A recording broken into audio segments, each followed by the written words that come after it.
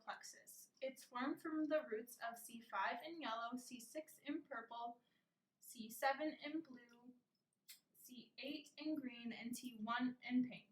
The dorsal scapular nerve branches off the root of C5, and then the long thoracic nerve is formed from branches of the roots of C5, C6, and C7.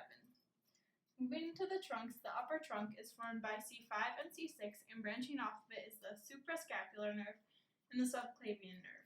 The middle trunk is formed by C7, and the lower trunk is formed by C8 and T1. Going into the divisions and chords, the anterior divisions from the upper and middle trunk form the anterior lateral chord, and the lateral pectoral nerve branches off of it. The posterior divisions of the upper, middle, and lower trunk form the posterior chord, and the upper subscapular nerve, the thoracodorsal nerve, and the lower subscapular nerve branches off of the posterior chord. The anterior division of the lower trunk forms the anterior medial chord, and the medial pectoral, brachial cutaneous, and antebrachial cutaneous nerves branch off the anterior medial chord. Moving into the terminal branches, the musculocutaneous nerve is formed from the anterior lateral chord. The axillary and radial nerves are formed from the posterior chord, and the ulnar nerve is formed from the anterior medial chord. Finally, the median nerve is formed from the anterior medial and anterior lateral chords. That's the brachial plexus. We had the brachial plexus. The brachial plexus is a set of nerves originating from C5 to T1.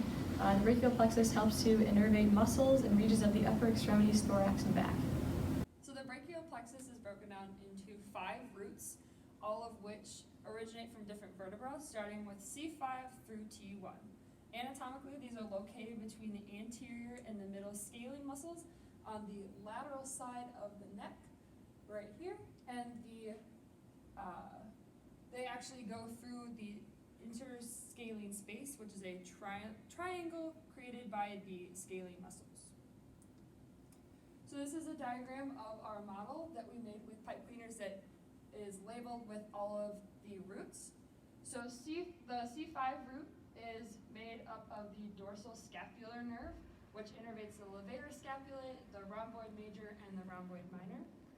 And then the long thoracic nerve, which is composed of roots C5, C6, and C7, innervates the serratus anterior.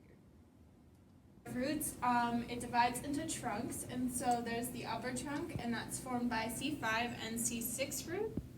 And branching off of that is the suprascapular nerve and subclavian nerve. And then the middle trunk is formed by the C7 nerve, and the lower trunk is formed by the C8 and T1 nerve. Anatomically, these are located lateral to the intrascalene space and superior to the clavicle. So, branching off of the upper trunk is the suprascapular nerve, right there, and that innervates the supraspinatus and infraspinatus. And then the subclavian nerve also branches off the upper trunk, and it innervates the subclavian nerve. So after the trunks, it divides into divisions, and the anterior divisions from the upper and middle trunks form the anterior lateral chord, and then the posterior divisions of the upper, middle, and lower trunks from the posterior chord, and then the anterior divisions of the lower trunk forms the anterior medial chord. And anatomically, these are located posterior to the clavicle, so right in here. So there are 3 chords, all of which are anatomically located in the axilla posterior to the pectoralis minor. So the anterior lateral chord has the lateral pectoral nerve branch off of it, and that nerve innervates the pectoralis major and the pectoralis minor. The posterior chord is made up of the upper subscapular, thoracodorsal, and lower subscapular nerves. The upper subscapular nerve innervates the subscapularis and the teres minor. The thoracodorsal nerve innervates the latissimus dorsi, and the lower subscapular nerve innervates the subscapularis. The anterior medial chord is composed of the medial-pectoral, brachial-cutaneous, and antebrachial-cutaneous nerves. The medial-pectoral nerve innervates pectoralis major and pectoralis minor muscles. And the brachiocutaneous and the antebrachiocutaneous nerves don't innervate muscle, but they innervate the skin of the upper body and the upper limbs. So this is a diagram with all of those anatomically labeled. So the anterior lateral cord is this blue, purple, and yellow one on the top with the lateral pectoral nerve branching off. The posterior cord is in the middle with the upper subscapular nerve, the rhaccodorsal, and lower subscapular nerve.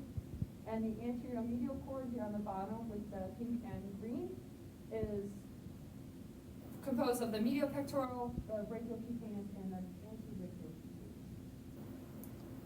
So there are 5 terminal branches of the brachial plexus. The first one is the musculocutaneous branch. This innervates 3 separate muscles of the anterior compartment of the arm. Muscles in this part include the coracobrachialis, biceps brachii, and the brachialis. It also collects sensory information for the lateral aspect of the forearm, and it's a combination of C5, C6, and C7 spinal nerve roots. Next up is the axillary nerve. The axillary nerve innervates the teres minor and deltoid muscles.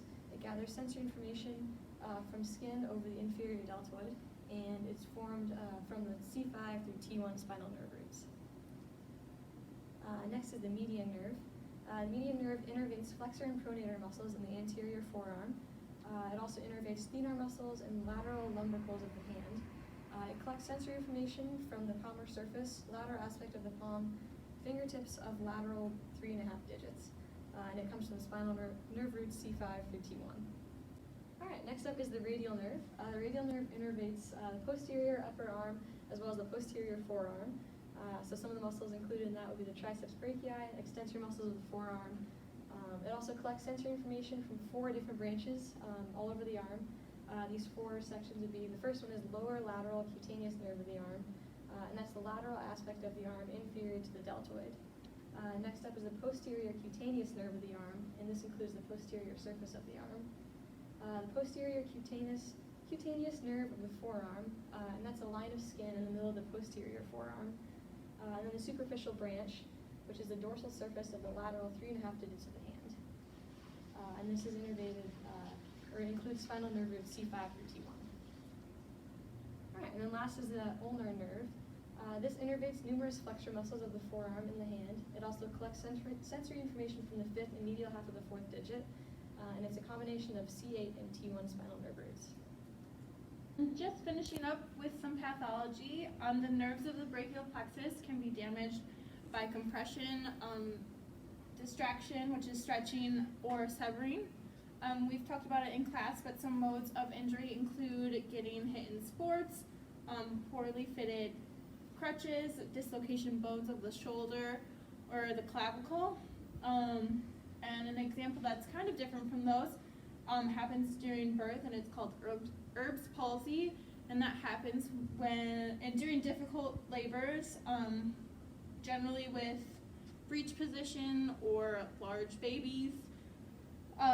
It occurs when the head is laterally flexed to one side beyond its range of motion, stretching or distracting the nerves of the brachial plexus. And this results in weakness in one arm, loss of sensation, and can lead to paralysis, either acutely, which means it recovers over time, or chronically, which means it persists throughout the lifetime.